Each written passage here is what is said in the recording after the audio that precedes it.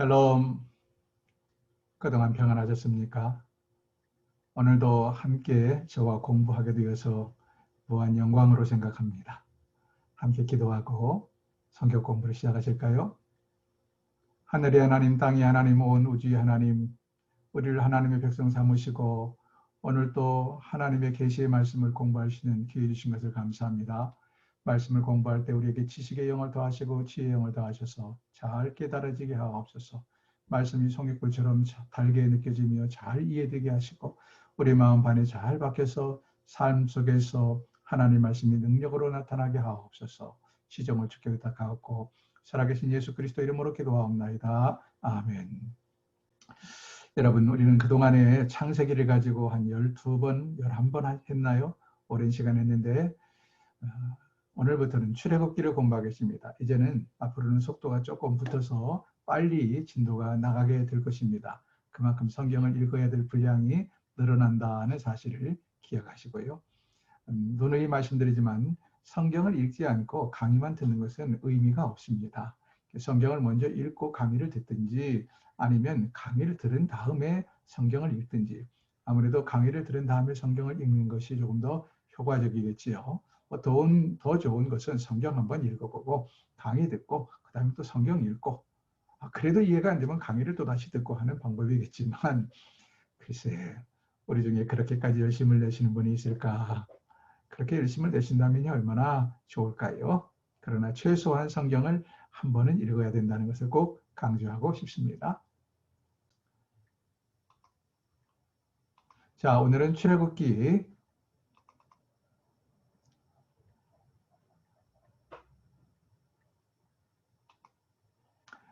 출애굽기 1장부터 15장까지를 아마 오늘 그리고 다음 시간 정도 이어서 공부하지 않을까 싶은데요. 오랜만에 우리 한번 처음부터 이 도표 읽기는 처음부터 다시 한번 공부해 보겠습니다. 인류 역사를 우리는 신구약 역사서 16권을 가지고 인류 역사를 함께 개관을 해 나갑니다. 전체 인류 역사를 크게 2등분한다면 구약과 신약으로 나눌 수가 있겠지요. 구약과 신약으로 개관을 하겠습니다. 그 다음 구약을 또다시 2등분을 하겠습니다. 왕국을 기점으로. 그 다음 신약을 2등분해서 예수님과 예수님 이후 사도시대로 나눠보겠습니다. 왕국을 기점으로 왕국 이전의 시대라고 이름을 붙였고요. 왕국과 그 이후의 시대, 예수님 시대, 사도시대 이렇게 크게 4등분한 것을 큰 그림이라고 합니다. 큰 그림. 왕국 이전의 시대는 창세기, 출애굽기, 민수기, 여호수아, 사사기를 가지고 지금 공부를 하고 있고요. 왕국과 그 이후의 시대는 사무엘 상하, 열왕기 상하, 에스라, 느헤미야를 가지고 공부하겠습니다. 예수님 시대는 사복음서를 가지고 공부하고 사도행전 시대는 사도시대는 사도행전을 중심으로 공부를 하겠다. 이것을 큰 틀이라고 말합니다. 그런데 너무나 틀이 커서 이해가 어렵기 때문에 중간 틀을 짠다고 그랬죠. 왕국 이전의 시대 한 개의 큰 틀을 7개의 중간 틀로 나눴습니다. 왕국과 그 이후의 시대 역시 큰 틀 하나를 가지고 4개로 나누고 예수님 시대 5개로 나누고 사도 시대 7개로 나누겠다. 예수님 시대나 사도 시대는 이것만 가져도 어느 정도 이해가 되는데 구약의 역사는 또 너무 복잡해요. 그래서 중간 틀만으로도 이해가 되지 않아서 작은 틀을 또 짜겠다. 왕국 이전의 시대는 23개의 작은 틀로, 왕국과 그 이후의 시대 역시 23개의 작은 틀을 짜겠다. 그리고 왕국 이전의 시대는 주로 계속해서 이동을 하며 움직이는 그런 활동을 하는 모습을 보이기 때문에 지도를 가지고 그들의 삶을, 행적을 추적해 나가겠다. 왕국과 그 이후의 시대는 정착해서 살면서 이루어진 일들이기 때문에 주로 도표를 가지고 설명하겠다. 예수님 시대 역시 예수님의 행적을 따라서 계속해서 지도를 가지고 공부를 하겠습니다. 사도 시대 역시 복음이 증거되는 그런 과정들을 지도를 가지고 공부하겠다 하는 이야기를 했고요. 이것을 이미지화하면 왕국 이전의 시대는 파란 막대가 위에 붙어 있고 왕국과 그 이후의 시대는 빨간 우리나라 자원모음 같은 것들로 표시를 하고요. 예수님 시대는 파란 막대가 밑에 붙어 있고 그리고 사도시대는 막대는 막대인데 인류 역사가 끝나지 않았기 때문에 계속된다는 측면에서 화살표로 끝이 이루어졌죠. 그리고 빨간색과 파란색 나눌 때 주로 인간이 어떤 이미지가 있습니까? 파란색은 긍정적인 이미지, 빨간색은 부정적인 의미가 있죠. 그것을 감안해서 이 저자가 색깔을 정한 것 같습니다. 그리고 같은 막대지만 막대가 위에 있는 것은 그러니까 하나님께서 이 파란 막대는 하나님이 직접 통치하는 시대에 하나님이 함께 인간을 통치하는 시대를 의미하는데요. 파란색 막대가 위에 있는 것은 이 땅에 하나님께서 내려오셔서 통치하신 것이 아니라 위에서 천상에서 이 인간의 지구를 통치했다. 그런 의미에서 파란 막대가 위에 붙어 있고 파란 막대가 밑에 붙어 있는 건 뭐라 그랬어요? 이 땅에 하나님께서 내려오셔서 즉 예수님이 이 땅에 성육신 하셔서 우리와 함께 하셨죠. 그래서 파란 막대가 밑에 있고 예수님이 승천한 이후에도 보혜사 성령을 통해서 우리와 항상 함께 하시겠다고 약속됐기 때문에 여기 지금 파란 막대를 밑에 그려놨습니다. 빨간 막대는 하나님께서 인간들을 세워서 통치하던 시대인데 이것은 너무 복잡하니까 하면서 보겠다 그랬죠. 이렇게 해서 우리는 성경 역사서 16권을 가지고 중요한 내용만, 모든 시시콜콜한 것을 살피는 것이 아니라 중요한 내용만 살펴보겠다 말씀을 드렸고요. 자, 그 밑에 50권이 붙어있는 그냥 넘어갑니다. 다시 이제 큰 틀로 설명을 하지요. 왕국 이전의 시대, 왕국과 그 이후의 시대, 예수님 시대, 사도 시대 큰 틀 4개로 나눌 수가 있었고 왕국 이전의 시대는 중간틀 7개로 나눌 수가 있다고 말씀드렸죠. 자, 중간틀을 나누는데 구약의 역사적인 배경이 되는 지도를 펼쳐놓고 여기에서 이루어진 일들을 7개의 중간틀 그리고 중간틀로 많은 이해가 어려워서 다시 23개의 작은 틀로 지금 설명을 해나가고 있습니다. 중간틀, 7개의 중간틀 한번 볼까요? 첫 번째, 아담 시대, 창세기 1장부터 5장까지. 두 번째, 입으로 따라하세요. 노아 시대, 창세기 6장부터 11장까지. 세 번째, 족장 시대, 창세기 12장부터 50장까지. 네 번째, 출애굽 시대, 출애굽기 1장부터 15장까지. 다섯째, 광야 시대, 출애굽기 15장부터 민수기까지. 그 다음 여섯째, 정복시대 여호수아에 기록이 되어 있고요. 그 다음 마지막 사사시대, 사사기에 기록이 되어 있겠지요. 그 중에서 오늘 우리는 지금 어디를 합니까? 출애굽 시대를 지금 하고 있습니다. 상당히 진도는 많이 나왔네요. 출애굽 시대에 출애굽기 1장부터 15장까지 기록이 되어 있고 그 중에서도 이 출애굽 시대는 3개의 작은 틀로 되어 있어요. 모세의 출생, 그리고 모세의 부르심, 출애굽 과정 이렇게 3개의 작은 틀로 되어 있다 하는 것입니다. 이제 모세의 출생부터 공부를 할 텐데 자, 창세기와 출애굽기 이 사이에는 약 400년의 갭, 시간의 간격이 있습니다. 성경은 창세기와 출애굽기가 종이 한 장 차이로 그냥 기록이 되지만 실제 역사는 400년 이상의 시간이 흘렀다 하는 이야기입니다. 무슨 말이냐면 하나님께서 아브라함과 언약을 맺을 때 뭐라고 말씀하십니까? 내 후손들이 이방에서 객이되어 4대 만에 돌아오리라. 4대 만에 이방에서 살다가 다시 가나안 땅으로 돌아오리라 말씀을 하셨지요. 그 말씀대로 그 말씀처럼 이제 이스라엘 백성들은 이방에서 객이 되어 지냅니다. 이방에서 객이 되어 지내다가 400년 만에 돌아오게 된다. 그래서 창세기와 출애굽기 사이에는 약 400년의 시간의 갭이 있습니다. 우리는 이제 400년을 뛰어넘어서 출애굽기로 오는데 그럼 그 400년 동안에 어떤 일들이 벌어졌느냐? 아주 간단하게 말씀을 드리면 400년 전에 어떤 일이 있었죠? 창세기 우리가 어떻게 맞췄습니까? 요셉이 애굽의 총리 대신이 되고 그의 아버지와 그의 형제들, 가족들 70명을 이민을 했어요. 아들이 출세해서 국무총리가 되었으니까 이 아들 덕을 보고 동생 덕을 볼 수도 있죠. 더더군다나 그때 당시는 어떤 세상이었어요?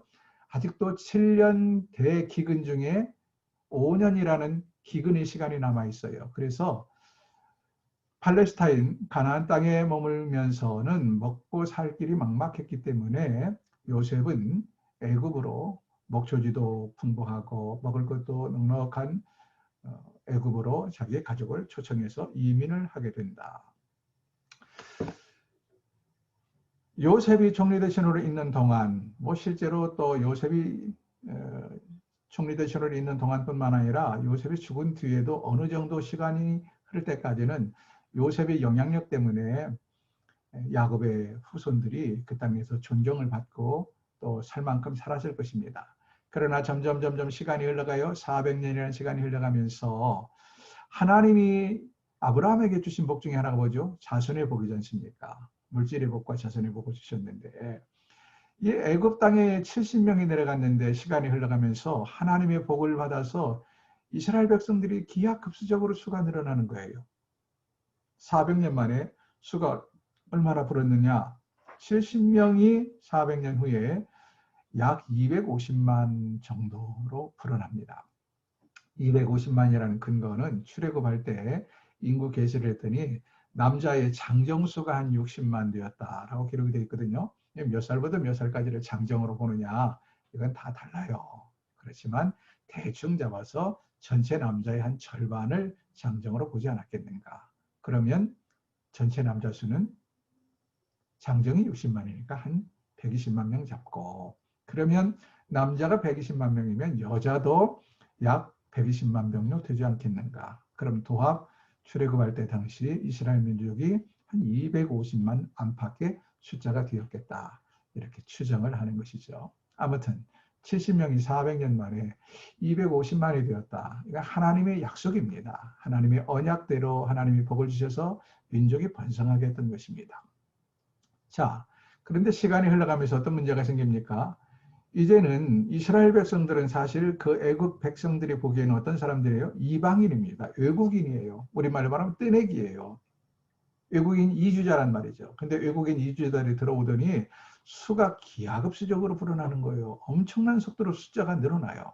그런데 애국인의 숫자는 상대적으로 그렇게 빨리 증가하지 않고 이스라엘 백성들 숫자는 엄청난 수로 불어납니다. 뿐만 아니라 하나님 물질의 복도 주셨잖아요. 그래서 이스라엘 백성들은 이 애굽의 백성들이 싫어하는 목축업을 종사하면서 많은 목초지를 갖게 되고, 그리고 그들은 많은 재산을 축적을 하게 됩니다. 그러니까 물질의 복, 자녀들의 복을 받아서 남의 땅 애굽에서 번성할 대로 번성하는 것입니다.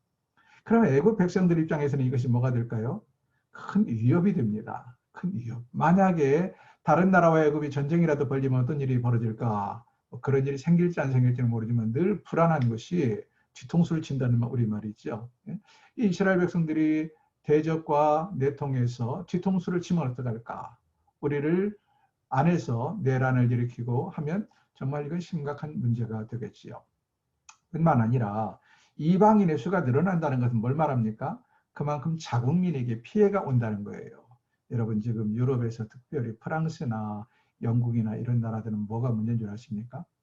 이 아랍 계통의 사람들은 엄청난 수로 수가 불어요. 특히 무슬림들은요, 산하 제한을 안 하거든요. 그리고 아이를 그들이 신 알라가 주는 대로 낳아요. 계속해서 우리나라 말하면 그 3D 업종 있죠. 이런 일은 우리나라뿐만 아니라 선진 국가들 다 똑같습니다. 외국인들을 데려다가 그런 일을 시키거든요. 자, 보세요. 프랑스나 유럽, 영국이나 또 북유럽 이런 나라들이 자국민의 숫자는 늘지 않지요. 왜? 등 따스고 배부르면 아이를 안 낳잖아요. 이게 우리나라만 그런 게 아니라 세계적인 추세입니다. 자국민의 숫자는 점점 줄어드는데 일은 해야 되고, 그래서 많은 이주 노동자를 불러들이게 되는데요. 이 무슬림들이 들어와서 점점 숫자가 엄청난 수로 불어납니다. 그래서 사회적인 문제가 점점 커지는 걸 보게 되죠. 이게 이제 사회 문제로 대두되고 있거든요. 이것처럼 과거에도 똑같았다 하는 것입니다. 이스라엘 백성들이 늘어나면서 사회적인 문제가 대두가 됩니다. 그러면 절대 왕정 시대지만 왕은 어떻게 할까요? 이런 일에 대한 대비를 해야 되고, 어떻게 해서든지 자국민의 이득을, 그리고 국가의 안전을 보호해야 될 책임이 왕에게 있었던 것이죠. 이런 일이 벌어지면서 마침내 어떻게 하는가? 이스라엘 백성들을 핍박하기 시작한다. 왜? 수를 줄이기 위해서. 처음에는 산하 제한 정책을 썼습니다. 산하 제한 정책을 써보지만 그게 먹히 들지 않아요? 그러자 어떻게 합니까? 그 다음엔 산하 제한 정책이 아니라 산하 말살 정책. 그냥 태어나자마자 어린아이를 다 사내 아이는 죽이도록 하는 정책을 씁니다. 그런 와중에 모세가 출생을 하게 되고 이스라엘 백성들은 그런 와중에 너무 혹독한 노동에 시달리고 학대에 시달리고 그러면서 메시아, 그들의 구원자를 기다리게 되고 그리고 이제는 이방인 땅이 아닌 그들의 고국 가나안 땅을 그리워하는 마음이 생기게 된다. 그리고 결국 400년이라는 시간이 흐른 다음에 때가 참에 하나님께서 모세를 지도자로 세워서 이스라엘 백성들을 가나안으로 이끌어 나가게 된다. 이것이 바로 출애굽입니다. 출애굽. 자, 그럼 우리 출애굽 1장부터 잠깐 보면서 성경을 펼쳐놓으세요. 성경을 펼쳐놓고 보시면서 함께 하겠습니다. 지도가 펼쳐져 있죠? 대충 보시면 이게 삼각진 것이 뭐겠어요? 시내산이라는 알 수가 있겠고 여긴 지금 애굽이 땅인데요. 애굽 땅 중에서 출애굽과 관련된 지명 이름들이 나와 있습니다. 라암셋을 출발해서 숫곳을 거쳐서 에담을 거쳐서 비하히로를 거쳐서 수르광야를 거쳐서 시내산으로 가게 됩니다. 이것이 이스라엘 출애굽의 초기 역사인데요. 자, 출애굽기 전체를 우리는 왜 출애굽 시대에서 나눠놨느냐? 출애굽만 보는 거예요. 그러니까 시내산에 도착해서 시내산에서 머무르다가 사실 출애굽을 해서 비돔과 라암셋을 떠나서 홍해를 건너고 출애굽, 명실상부한 출애굽, 제 얼굴을 보여줘 좀 덜 답답하죠?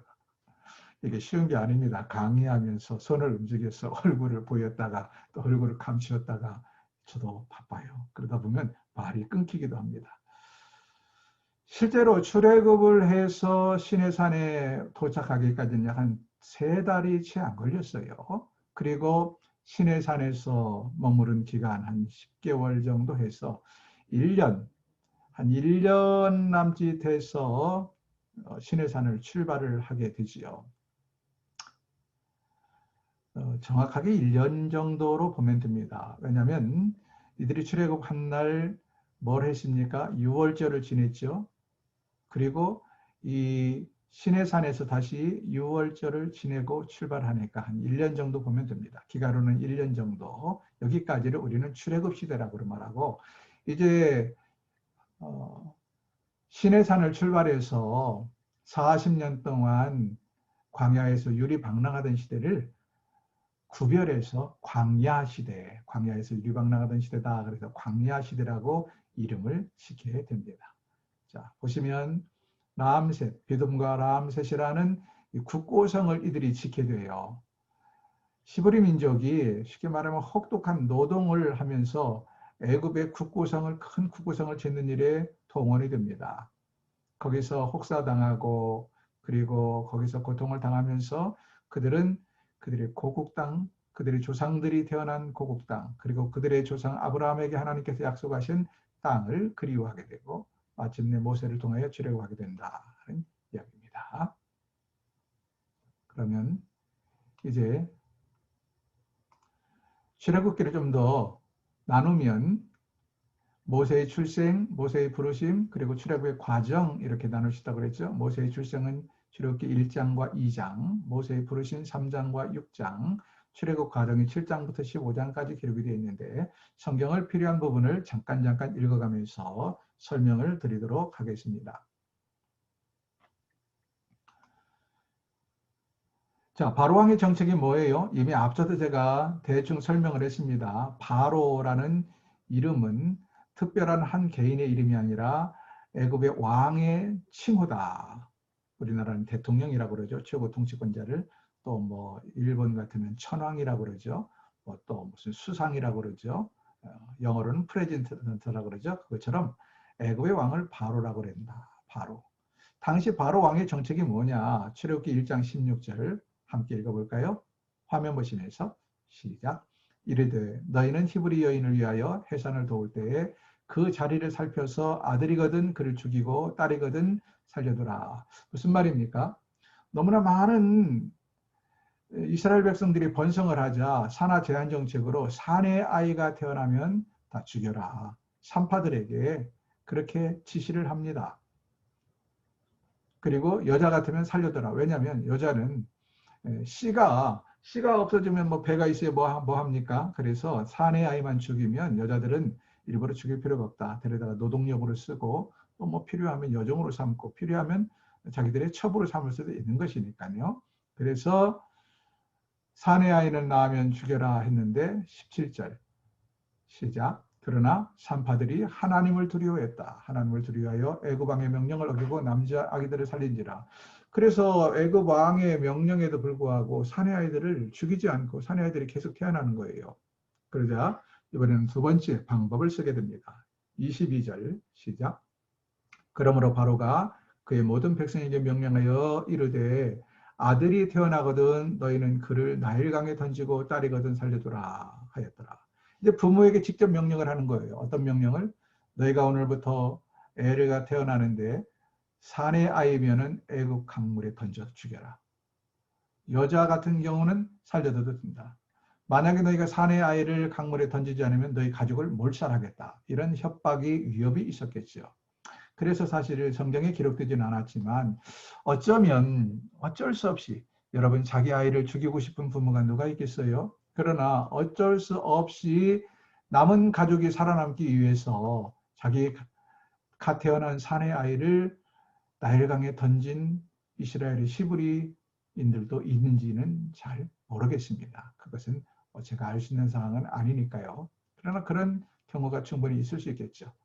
그런 중에 어떤 이야기가 기록이 되냐, 이제 2장에 오면 모세의 출산에 관한 이야기가 시작이 됩니다. 2장 1절 보시면 내 가족 중 한 사람이 장가를 갔어요.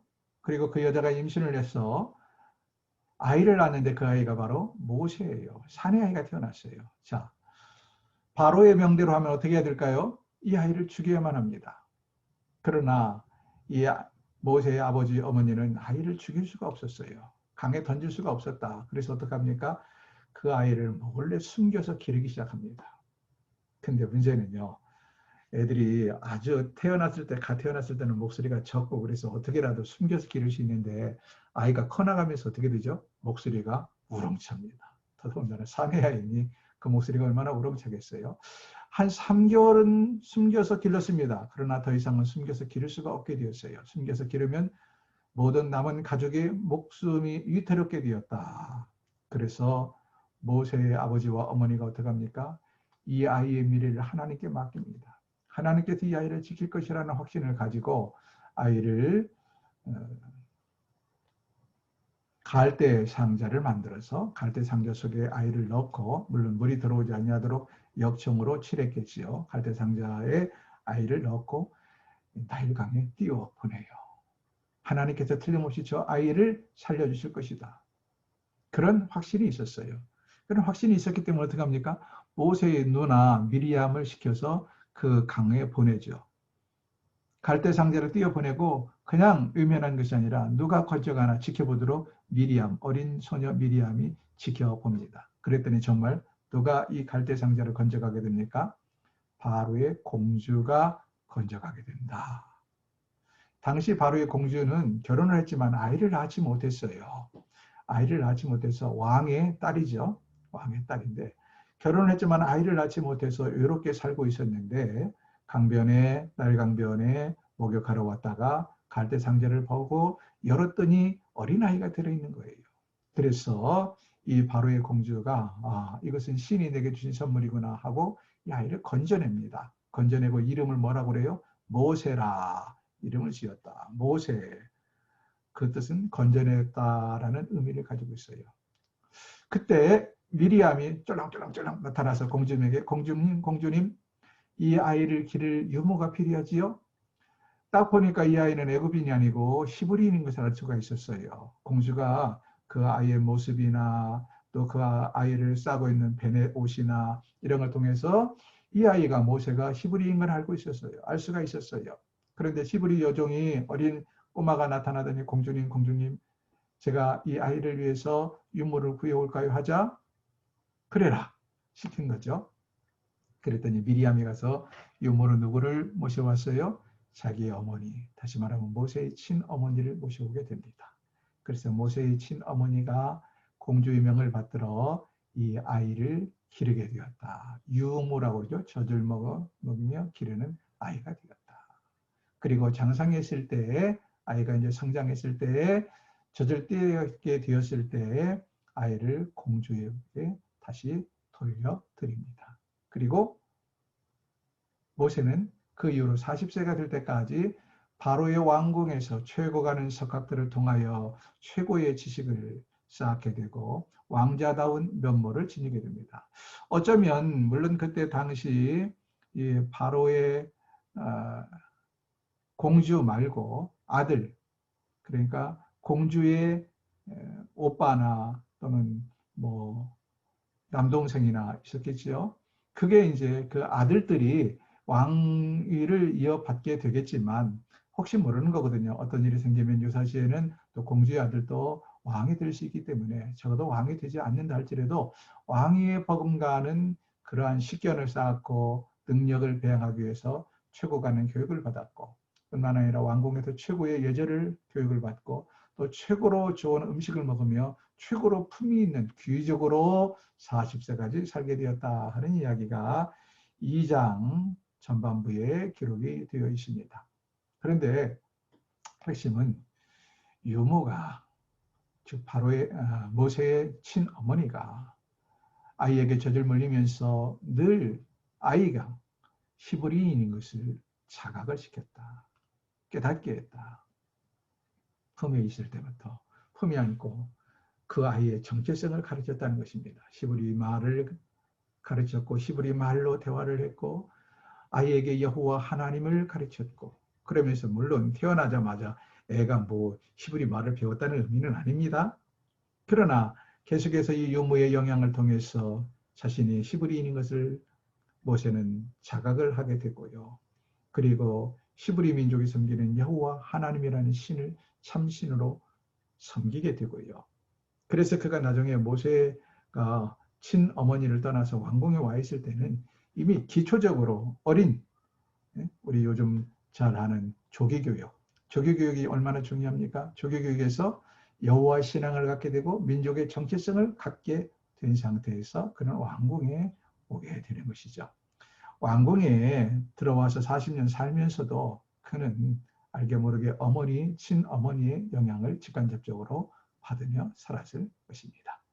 자, 이런 이야기가 2장에 기록이 되어 있는데요. 자, 2장 2절부터 잠깐 읽어볼까요? 그 여자가 임신하여 아들을 낳으니 그가 잘생긴 것을 보고 석 달 동안 그를 숨겼으나 모세를 석 달 동안 숨겼어요. 3절 더 숨길 수 없게 되매 그를 위하여 갈대 상자를 가져다가 역청과 나무 진을 칠하고 역청은 지금 말하면 그러니까 그때 이미 원유가 여기저기 땅에서 솟아올랐다 하는 것을 알 수가 있습니다. 역청은 가공되기 이전의 원유, 기름덩어리를 생각하시면 됩니다. 참고로 역청이 언제 나오죠? 네, 노아의 방주 때. 노아도 방주를 짓고 뭘 칠했어요? 물이 스며들지 못하도록 방수제로 역청을 발랐던 것을 아시죠? 역청과 나무친을 칠하고 아기를 거기 담아 나일강과 갈대 사이에 두고 그의 누이, 모세의 누이입니다. 모세의 누이가 어떻게 되는지를 알려고 멀리 섰더니 바로의 딸이 목욕하러 나일강으로 내려오고 시녀들은 나일강가를 거닐 때에 그가 갈대 사이의 상자를 보고 시녀를 보내어 가져다가 열고 그 아기를 보니 아기가 우는지라 그가 그를 불쌍히 여겨 이르되 이는 히브리 사람의 아기로다. 예, 딱 열어본 순간 이 아이가 애굽인이 아니라 히브리인인 것을 알았다. 그의 누이가 바로의 딸에게 이르되 그 순간 모세의 누이가 얼른 바로의 딸에게 다가가서 내가 가서 당신을 위하여 히브리 여인 중에서 유모를 불러다가 이 아이에게 젖을 먹이게 하리이까.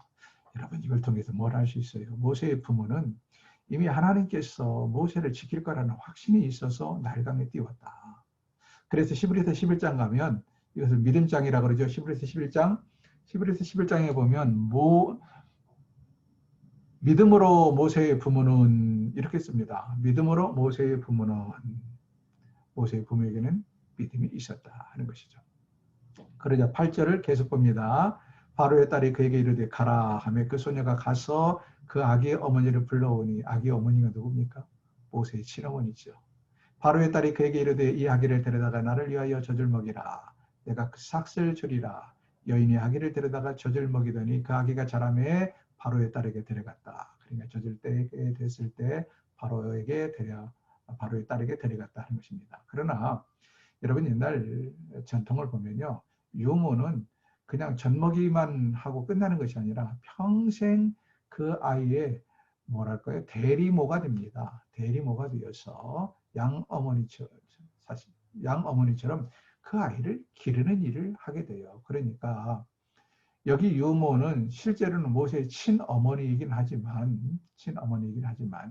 이 친어머니가 젖을 먹이는 어린 시절만 기른 게 아니고 그 뒤로도 모세와 계속적인 유대 관계가 있고 모세를 만나서 모세를 돌보았다 하는 것을 우리는 충분히 알 수 있고 그런 과정을 통해서 유년기 또 소년기 청소년기를 거치면서 모세는 친어머니를 통하여 민족 정체성과 그리고 여호와 하나님의 신앙을 배우게 되었다 하는 것을 우리는 알 수 있습니다. 자, 이렇게 해서 40이 나이가 되었습니다. 그는 자라면서 성경은 행간을 좀 읽을 수가 있어야 됩니다. 너무 압축해놨기 때문에 기록이 전혀 없잖아요. 또 40년을 훌쩍 뛰어넘어서 11절로 넘어가거든요. 10절과 11절 사이에는 약 40년의 시간적인 갭이 있는 것입니다. 이 40여 년 동안에 모세가 왕궁에서 자라면서 어떤 생각을 하게 될까요? 그는 민족 정체성 때문에 고민을 하게 됩니다. 그리고 자기의 동족 히브리인들이 자기는 이렇게 왕궁에서 편히 호의호식을 하지만 동족 히브리인들이 애굽인들에 의해서 혹사당하고 그리고 노예 취급을 당하고 고통 가운데 있는 것을 보면서 얼마나 많은 고뇌가 있었겠어요. 때로는 울분이 마음속에서 치솟아오르기도 하고 그리고 히브리인들을 못살게 구는 마구 부려먹는 애굽인들에 향한 분노가 그의 마음에 늘 드글드글 끓어올랐습니다. 그러던 찰나에 어떤 일이 벌어지는가? 11절 모세가 장성원이 한 번은 자기 형제들에게 나가서 그들이 고되게 노동하는 것을 보더니 얼마나 마음이 고통스럽고 아팠을까요? 그런데 노동하는 것을 보더니 어떤 현장이 벌어집니까? 어떤 애굽 사람이 한 히브리 사람 곧 자기 형제를 치는 것을 본지라. 다시 말하면 이 중노동을 시키는데 힘이 딸린 히브리인들을 감독관들이 사정없이 때리는 것을 보았습니다. 그 순간 모세가 피가 끓어오른 거예요. 피가 끓어올라서 12절 보시면 좌우를 살펴 사람이 없음을 보고 그 애굽 사람을 쳐 죽여서 모래에 감추었다. 이렇게 기록이 되죠. 이튿날 다시 나가니 두 히브리 사람이 서로 싸우는지라 그 잘못한 사람에게 이르며 내가 어찌하여 동포를 치느냐. 아니 그 다음날 그러니까 쥐도 새도 모르게 모래 속에 감춰버렸어요. 애굽의 감독관을 쳐 죽이고는. 그런데 누가 봤어요? 어떻게 그런 현장에 들통이 안 나겠습니까? 히브리인들이 일을 하던 노동을 하던 히브리 노예인들이 아마 보았겠지요. 근데 그 다음날 나가보니까 동족 히브리인끼리 싸우는 거예요. 모세의 마음이 얼마나 아팠는지 몰라요. 지금 이 땅에 와서 노예 삶을 살면서 그렇게 혹독하게 노동을 하고 고통을 당하면서 서로가 위로하고 의지에도 모자라는데 왜 싸우느냐? 모세가 드디어 말립니다. 13절 이튿날 다시 나가니 두 히브리 사람이 서로 싸우는지라 그 잘못한 사람에게 이르되 내가 어찌하여 동포를 치느냐 하며 그가 이르되 누가 너를 우리를 다스리는 자와 재판관으로 삼았느냐? 내가 애굽 사람을 죽인 것처럼 나도 죽이려 하느냐?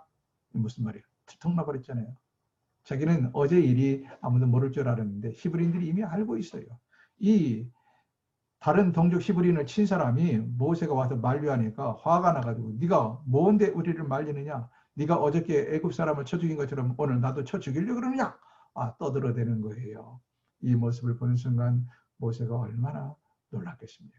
왜요? 아무리 애굽의 왕자지만 히브리인을 쳐 죽인 것도 아니고 애굽의 시민권자를 쳐 죽였단 말이죠.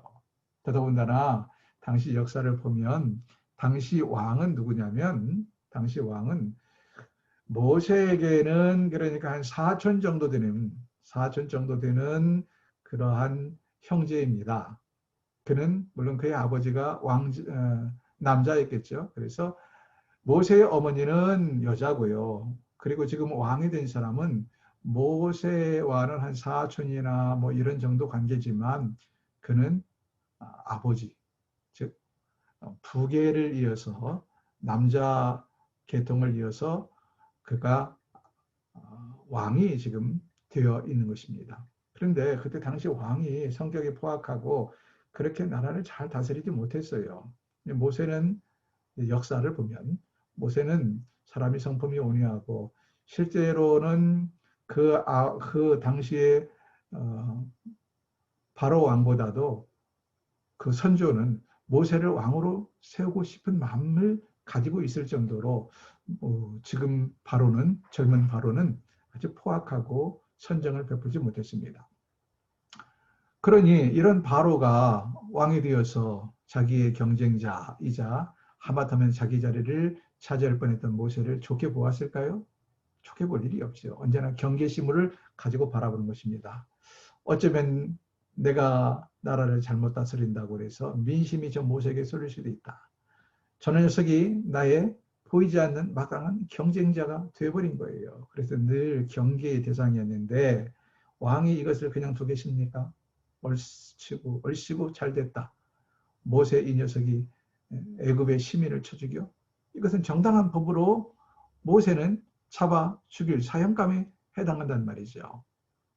그래서 모세는 이런 상황을 너무나 잘 알고 있기 때문에 어떻게 합니까? 도망을 가게 됩니다. 어디로 가냐? 미디안 땅으로 도망을 갔다. 16절 보시면 15절 바로가 이 일을 듣고 모세를 죽이고자 하여 찾는지라. 이 바로는 바로 좀 전에 제가 말씀드린 모세를 미워하고 모세를 경쟁자로 생각했던 젊은 왕입니다. 모세를 이것을 계기로 해서 죽이고자 찾는지라 모세가 바로의 낯을 피하여 미디안 땅에 머물며 라고 말합니다. 미디안 땅으로 도망을 갔다. 그래서 거기서 그는 40년을 머무르면서 하나님께 이제 광야 훈련소에서 훈련을 받게 되지요. 그곳에서 물론 결혼도 하게 되고요. 이 이야기는 미디안 광야로 갔다 하는 것으로 오늘 본문을 끝내고 그리고 이제 그 밑에 보니까 미디안 제사장 18절 그들의 아버지 루엘에게 이를 때 아버지가 이르되 너희가 오늘은 어찌하여 이같이 속히 오느냐 하고 쭉 내려가면 모세가 그 루엘 집에서 아마 목동으로 일을 했을 겁니다. 그러면서 모세가 루엘의 딸 십보라와 눈이 맞아서 결혼을 하게 되고 두 아들을 낳게 된다. 40년 동안 모세는 십보라라는 루엘의 딸과 결혼해서 두 아들을 낳고 살게 됩니다. 그러면서 성경에 아주 압축이 되어서 3장에 가면 또다시 40년의 세월을 뛰어넘어요. 성경 보세요. 지금 우리가 2장 10절에서 11절 사이에는 40년의 갭이 있다고 그랬어요. 아니 그러기 전에 창세기와 출애굽기 사이에는 몇 년의 갭이 시간적인 갭이 있어요. 400년의 갭이 있습니다. 400년의 갭을 훌쩍 뛰어넘어서 창세기에서 출애굽기로 왔는데 출애굽기 안에서도 2장 10절과 11절 안에는 또 몇 년의 시간이 갭이 있어요? 40년의 갭이 있어요. 훌쩍 40년을 뛰어넘어서 모세가 40세 되던 이야기를 쭉 합니다.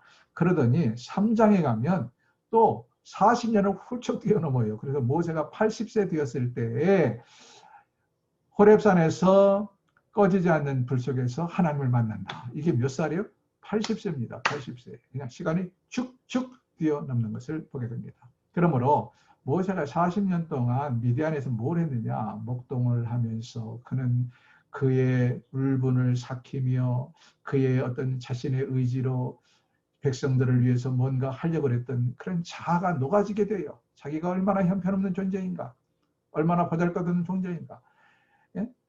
애굽의 두 번째 넘버 2에 해당하는 왕자의 자리에서 저 밑으로 애굽 사람들이 가장 싫어하는 목동이 되었으니 위에서 밑으로 떨어진 것이죠. 그러나 그 속에서 그는 정말로 고뇌하며 민족을 위해 자기가 할 수 있는 일이 무엇인가 아무것도 없음을 알게 되고 여호와 하나님을 더욱더 의지하며 혹독한 광야의 훈련을 받게 된다 하는 이야기예요.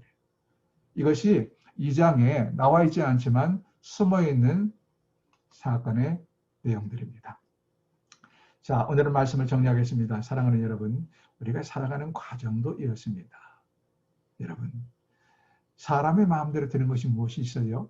하나님께서 우리를 혹독하게 때로는 훈련을 시키고 연단을 시킵니다.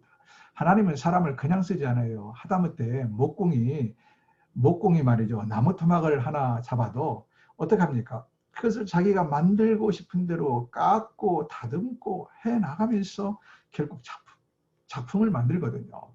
석공이 그 단단한 돌을 사정없이 쪼아대서 정으로 쪼아서 결국은 뭔가 본인이 원하는 상을 만듭니다.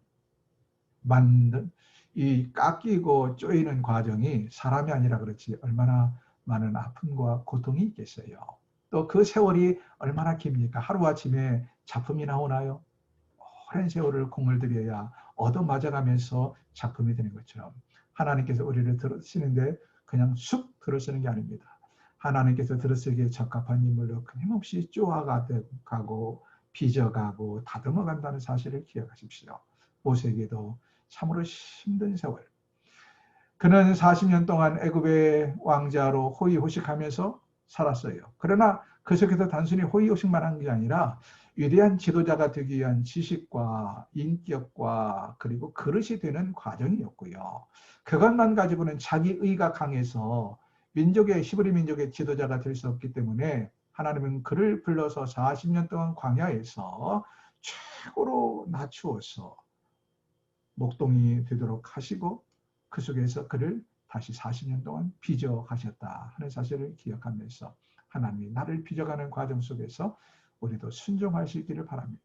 빚어가는 과정이 있어야 혹독한 정으로 쪼임을 당하는 과정이 있어야 하나님의 그릇으로 하나님께서 쓸 수 있는 그릇으로 만들어진다는 사실을 기억을 하십시다. 오늘은 여기까지 하겠습니다. 샬롬.